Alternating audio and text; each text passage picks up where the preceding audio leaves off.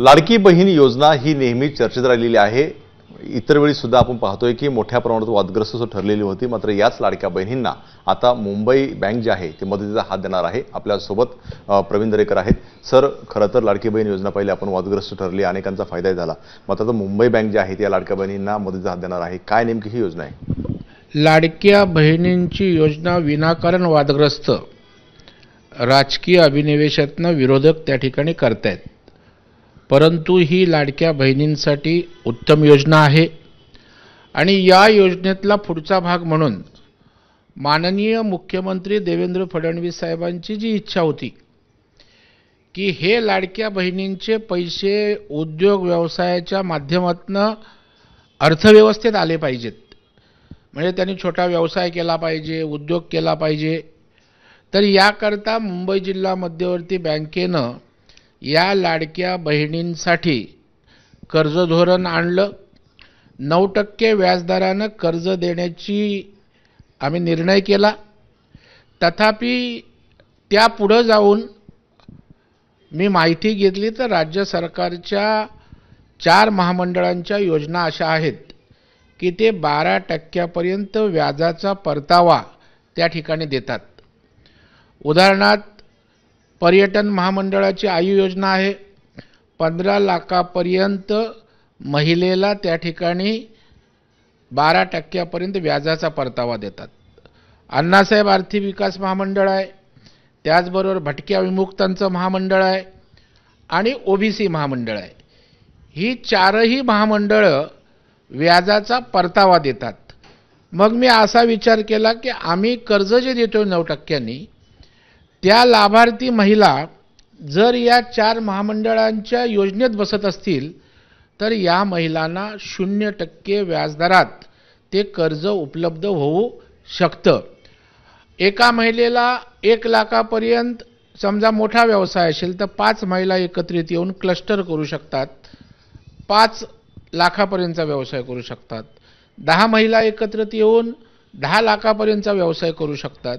अशा प्रकारचं जे आम्ही धोरण आणलंय त्याला कालच राज्याचे मुख्यमंत्री माननीय देवेंद्र फडणवीस साहेब यांनी हिरवा कंदील दिला। काल 4ही महामंडळाचे व्यवस्थापक संचालक उपस्थित होते, संबंधित खात्याचे सचिव होते, वित्त विभागाचे अतिरिक्त मुख्य सचिव होते आणि कालच्या बैठकीत अशा प्रकारचा शासन निर्णय करण्याचा निर्णय झाला। माननीय मुख्यमंत्र्यांनी तसे आदेश दिले। सर, याचं थोडं विस्तृत सांगाल? एका महिलेला 1 लाख रुपये आहे तर तिला ते परतफेड कशी करायची आहे, व्याज कसं लागणार आहे, काय नेमकं? नाही, 1,500 तर तिला परमनंट सरकारकडून येतातच आणि त्या 1,500 मध्ये तिचा हप्ता बसतो। मुंबई बँकेकडे अर्ज केल्यानंतर त्याची व्यवसायाची तपासणी केली जाईल आणि तिला त्या ठिकाणी कर्ज मंजूर केलं जाईल। 1 महिला असेल तर 1 लाखापर्यंत, 5 महिला एकत्रित असतील तर त्या ठिकाणी 5 लाखापर्यंत क्लस्टरला, आणि त्याचबरोबर त्यांचा हप्ता आल्यानंतर व्याजाचा आम्ही लगेच त्या कन्सर्न महामंडळांना कळवू आणि मग ते व्याजाचा परतावा ते महामंडळ देईल।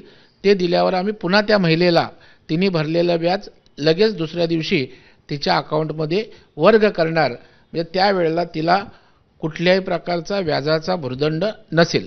फक्त मुंबईपुरतं आहे की महाराष्ट्रातलं सुद्धा याच्यामध्ये समाविष्ट असणार आहे? नाही, जसं स्वयंपुनर्विकास हाऊसिंगचं आम्ही मुंबईत केलं, नंतर ठाणे, नवी मुंबई संपूर्ण महाराष्ट्रभर पसरलं, तशाच पद्धतीनं आता तरी निर्णय मुंबई जिल्हा बँक आणि या 4 महामंडळांचा एकत्रित झाला आहे आणि नंतर माननीय मुख्यमंत्र्यांनी सूचित केलं आहे की सर्व सक्षम जिल्हा बँकांनी अशा प्रकारची भूमिका घ्यावी। साधारणतः मुंबईत किती लाभार्थी असू शकतात याचे? 12 ते 13 लाख महिला लाभार्थी आहेत, ज्याच्यामध्ये 1 लाखाच्या आसपास आमच्या बँकेकडे सभासद आहेत किंवा ज्यांना आम्ही 0 बॅलन्सने अकाउंट उघडून दिलंय।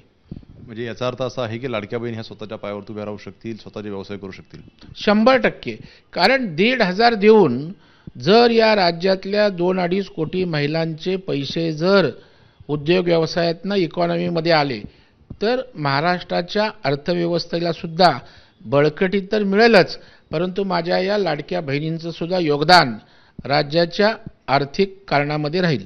अगदी पाहतो आपण लाडक्या बहिणींना फक्त 1500 रुपये नाही तर त्या उद्योगामध्ये यावा यासाठी मुंबई बँक पुढे सरसवलेली आहे आणि कर्ज स्वरूपात जे आहे ते त्या लाडक्या बहिणींना दिलं जाणार आहे. त्यामुळे एक महत्त्वाचा निर्णय हा म्हणावा लागेल. कॅमेरामन कृष्णा खापरे, राजेश सोने, एबीपी माझा, मुंबई. एबीपी माझा, उघडा डोळे बघा नीट.